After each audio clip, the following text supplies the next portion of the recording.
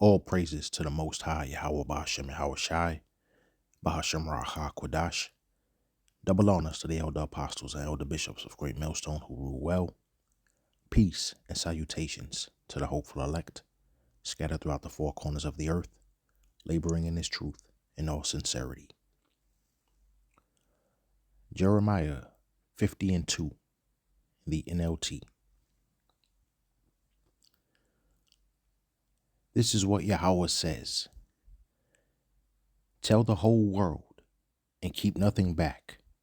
Raise a signal flag to tell everyone that Babylon will fall. Her images and idols will be shattered. Her gods, Bel and Marduk, will be utterly disgraced.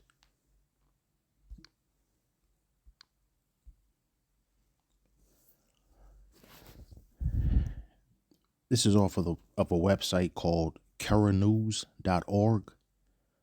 This article was written, or published, I should say, November 18th at approximately 4:32 p.m. Federal judge orders Arlington, Fort Worth ISDs to remove Ten Commandments displays.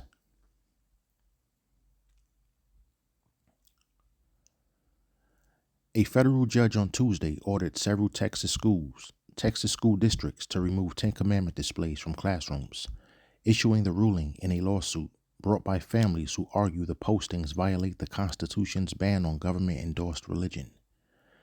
U.S. District Judge Orlando Garcia temporarily blocked 14 districts from enforcing Senate Bill 10, the new state law requiring public schools to display the biblical text in classrooms. Garcia wrote that it would be impractical, if not impossible, to protect students from unwelcome religious displays without halting enforcement of the law. The districts must remove the displays by December 1st, and the order will remain in effect while the case continues. This applies only to the districts named in the lawsuit, but the groups behind the case are urging all Texas school districts to avoid displaying the Ten Commandments. Today's ruling is yet another affirmation of what Texans already know. The First Amendment guarantees families and faith communities, not the government, the right to instill religious beliefs in our children, said Chloe Kempf, attorney of the ACLU of Texas. Every school district in Texas is now on notice that implementing SB 10 violates their students' constitutional rights. So I'll stop there.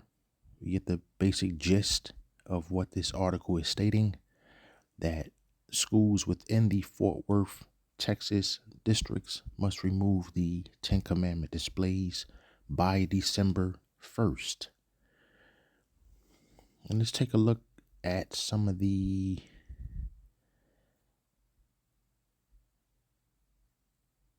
details on this complaint. And the wording is really small here, but the complaint itself, consistent with Texas law requiring parents to send their minor children to school, upwards of 5.5 million students are enrolled in more than 9,000 public elementary and secondary schools across the state.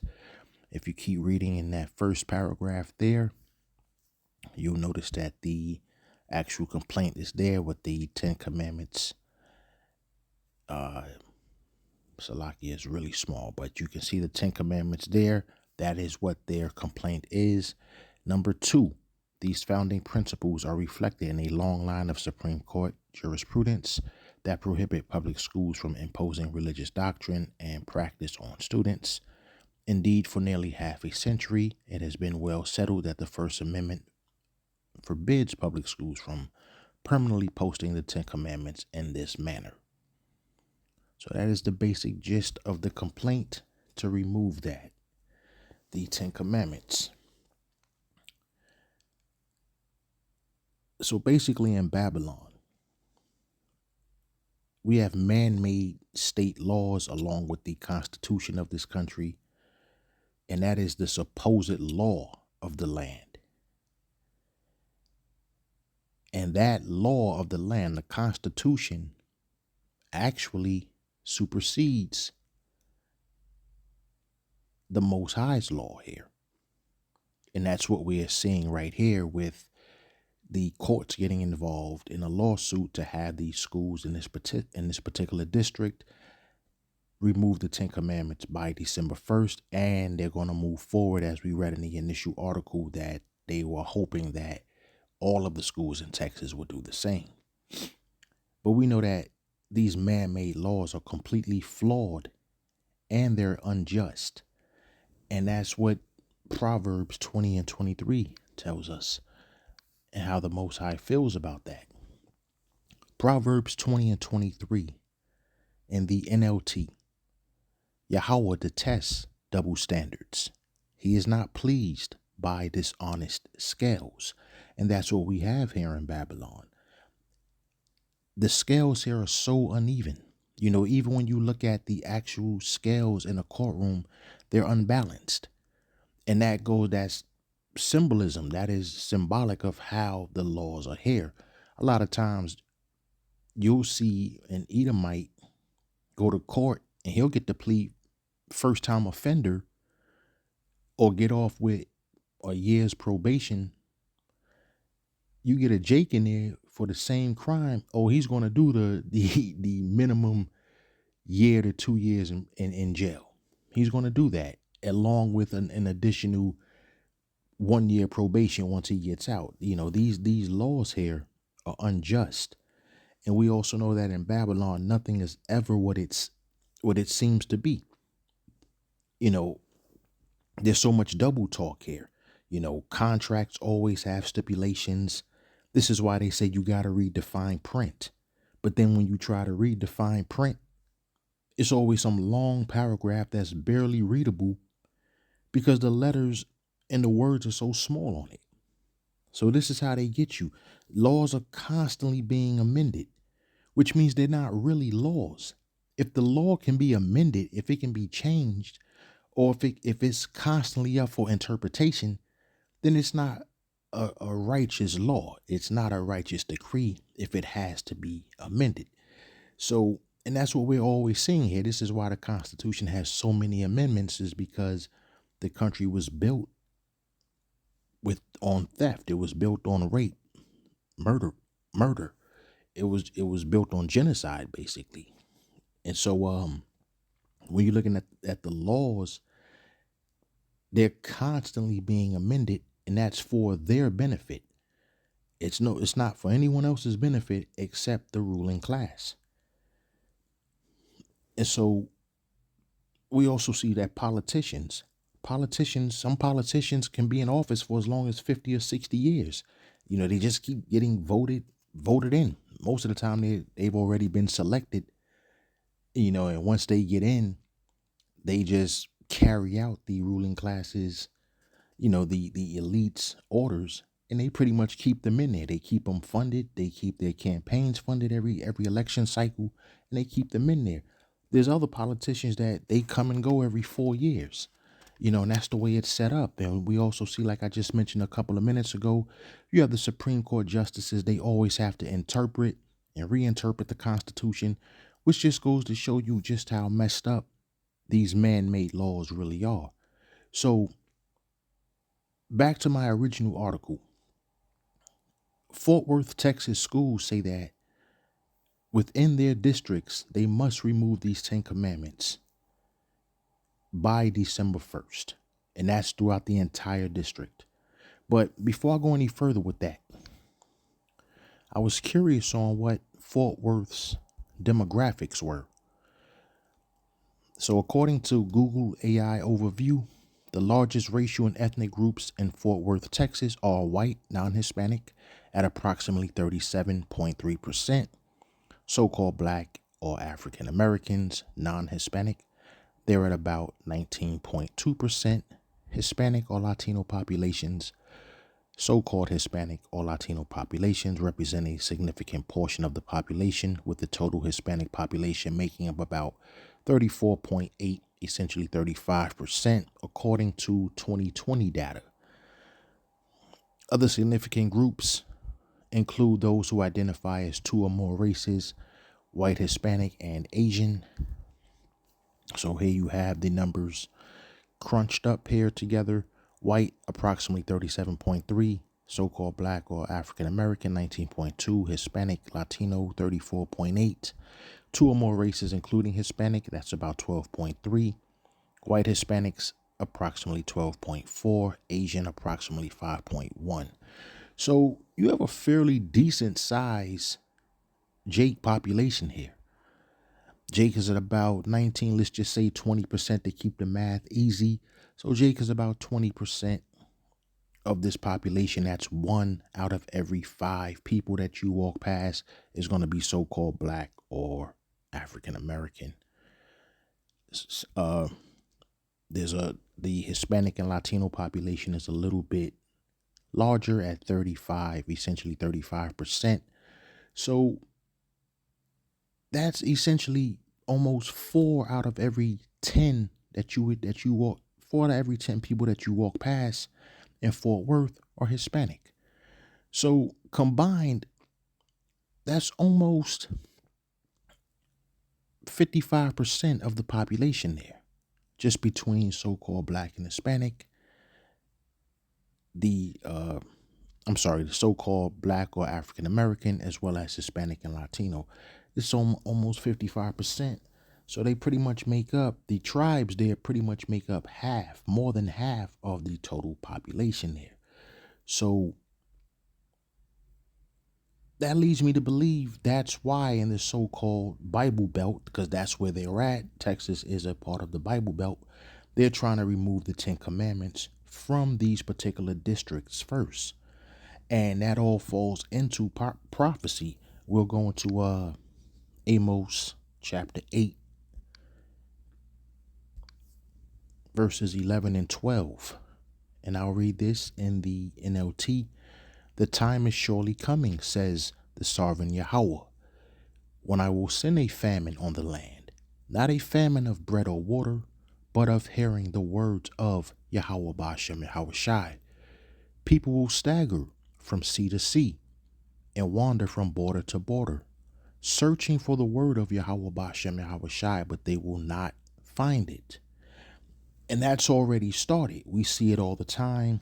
Channels get flagged, videos removed, certain television programming that you used to see on Sunday mornings, even though that's really not the true word of Yahweh Bashem Yahweh Shai. That's basically, Christianity on television. But even that's not as prevalent as it used to be back in the 80s when I was growing up, even throughout the early to mid 90s. You turn on TV Sunday mornings now, you barely see that type of Christian programming anymore. And, we know that that's not the actual word, but the point is that they're slowly but surely removing any semblance of biblical scripture from the general public. And now you're seeing it here in Fort Worth, Texas, with the removing of the 10 Commandments out of the schools throughout this particular district. But you know what? They're trying to replace it with. So you remove the 10 Commandments, you remove this part of the law out of public display, but then you replace it with something like this in the same state, by the way. And so this is a 90-foot tall monkey demon pagan statue, some Hindu deity. I don't even want to say his name, but that is it. That is the actual images of this thing here. And this is in the same state where they are trying to remove the 10 Commandments. And so if you look at the top left of your screen, you see where it says statue in Texas, right below it, 90-foot tall statue, and that's how it looks. This is a monkey demon pagan Hindu deity here, and it's okay to put this up. It's okay because this is Babylon. So it's something has to go. And when you're in Babylon, anything that resembles biblical scripture, the word of Yahweh Bashem and Yahweh Shai, that can't stand. But a 90-foot monkey demon pagan deity, that can stay. So let's just that thing is ugly, man. I mean, I couldn't even see myself getting in front of bound to no shit like that. I don't know what people look at that shit. I can't look at this shit no more. So, and also, you start looking at you see right now there's a movement right now in this country, and you're seeing Ishmael starting to get into a lot of political positions here. Ishmael is starting to get into the school systems here as well, where they're pushing, Islamic culture and, Islamic history in these schools. And so you see that, yes, individual and voluntary Islamic prayer is allowed in Fort Worth, Texas schools. And the state also passed a law allowing school districts to designate specific times for voluntary student-led prayer with parental consent. Students have the right to individual voluntary prayer as long as it does not disrupt instructional activities. Now, we already know Ishmael ain't abiding by that. Ishmael is a wild man. Once Ishmael starts getting into enough positions, you're not going to tell Ishmael when and where he can. You see it right now. Whenever you turn on, you go all over social media and you see hundreds upon hundreds of Ishmaelites right there in the middle of the Times Square, in the middle of the street, praying. So, they can say all they want. Students have the right to voluntary prayer as long as it does not disrupt instructional activities. But that just goes to show you how nothing gets done here without it being allowed. The elite know exactly what they're doing here. So when you're seeing a large influx of Persians and or East Indians, along with a lot of Ishmaelites, they're basically the same people. Ishmael and Elam are pretty much the same people. They're just, one during the I believe they were the when Ishmael started conquering a lot of Persian nations, and they started splitting off. A lot went towards the Islamic side. Some remained Hindu. But these are all together, they are the Carmanians that you would see in 2nd Esdras chapter 15. But that's another topic. I did a video on that a couple weeks back. But so you're seeing that they're removing the 10 Commandments, they're replacing it with Hindu gods, as well as allowing Islamic prayer in the same exact school district. So as well as something else that they're not going to remove. And if you're from New York, you've definitely seen this. If you go to Manhattan a lot, that Gothic architecture, and if you look up top, you will see like these you see them on the top of cathedrals, you see them on the top of certain buildings, and they have like these gargoyle statues on the top of these buildings. You see them a lot in Manhattan, especially around the Central Park area. If you're around Central Park and you look up at the roofs of these particular buildings, you'll see these type of gargoyles here, these stone statues on these buildings. So this architectural style, known for having gargoyles on buildings, is Gothic architecture. Gargoyles are both a decorative and functional element in Gothic cathedrals and other buildings, serving as water spouts to drain rainwater away from the roof and walls, while also warding off evil spirits and acting as a symbolic reminder of hell or consequences of sin, according to Esau's logic. But what surprised me was I come to find out in Texas, the same exact Gothic architecture, this Gothic architecture is also in Texas, and this kind of surprised me. I was not expecting to come across this tonight as I was going into this. And, look at this. This is gargoyles in Texas. This is all in Texas here. Look at that. So, you can remove the 10 Commandments, But you keep this here, according to Esau's logic, as I just read, it wards off evil spirits. Yeah, I guess, look at this. This here, man, this is some wicked shit.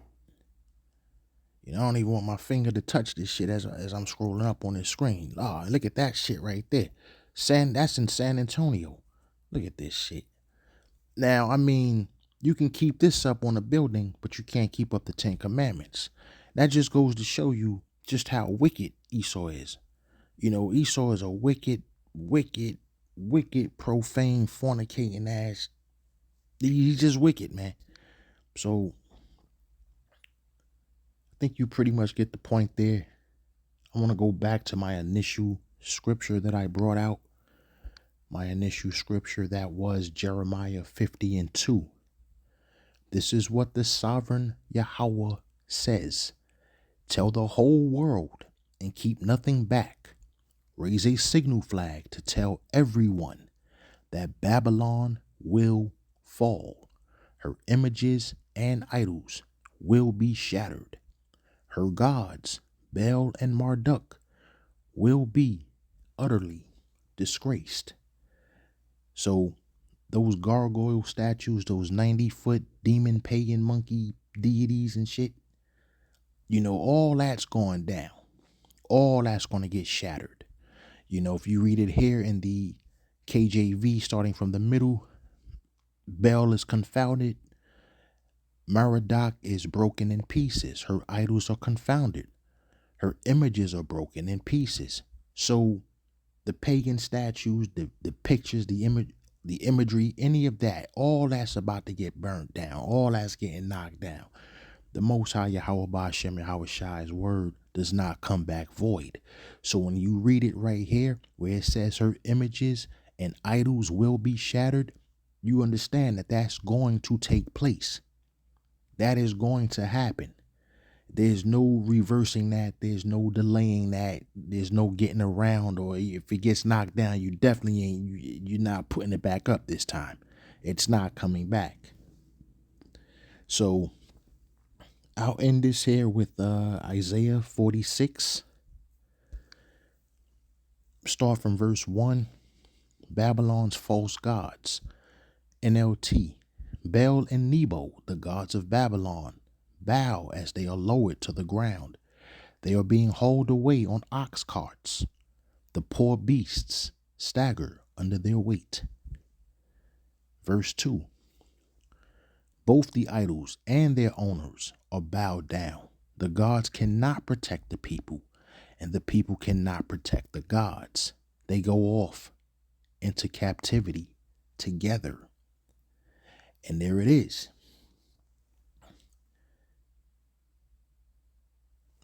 Their pagan images and deities are about to crumble, and immediately after that, they go off into captivity together. So there's no saving this particular group of people. These heathens, these pagans, and that keep erecting these statues, that keep erecting, and keep forcing it. They come into where Jake is at, where there's primarily Jake, and they get rid of things like the 10 Commandments, anything that can give Jake any level, any semblance of remembrance. They'll get rid of that, and they'll start replacing it with stuff like this. But as the scriptures here say, the gods cannot protect the people, and the people can't protect their pagan images and stone statues as well. The people cannot protect their gods. They're going to go off into captivity together. Scroll down to verse 3. Listen to me, descendants of Jacob. I'll read that again. Listen to me, descendants of Jacob. Listen to me, descendants of Jacob. All you who remain in Israel, I have cared for you since you were born. Yes, I carried you before you were born. I will be your power throughout your lifetime until your hair is white with age. I made you, and I will care for you. I will carry you along and save you. Who exactly is the Most High talking to here? Is he talking to the heathen nations? Is he saying that the heathen nations can be saved? Is he saying that he's cared for the heathen nations since they were born and they were in the womb, as it says here in the KJV? In the KJV, it says, which are born by me from the belly, which are carried from the womb. The Most High Yahweh Bashem and Hawashai right here is specifically as it says in the NLT. Listen to me, descendants of Jacob. The KJV, hearken unto me, O house of Jacob.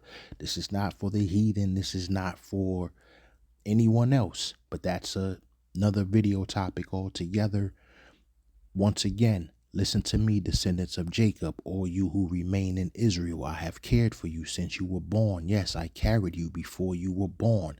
I will be your power throughout your lifetime until your hair is white with age. I made you and I will care for you. I will carry you along and save you. And that's something right there that those stone statues that you just saw a few minutes ago, those stone statues can't talk. They can't move. They have no power. But here you have the Most High Yahweh Bashem and Hawashai right here telling you, I will be your power throughout your lifetime until your hair is white with age. I made you and I will care for you. I will carry you along and save you. To whom will you compare me? Who is my equal? I pray this has been edifying and reaches the ears it's supposed to reach. Shalom.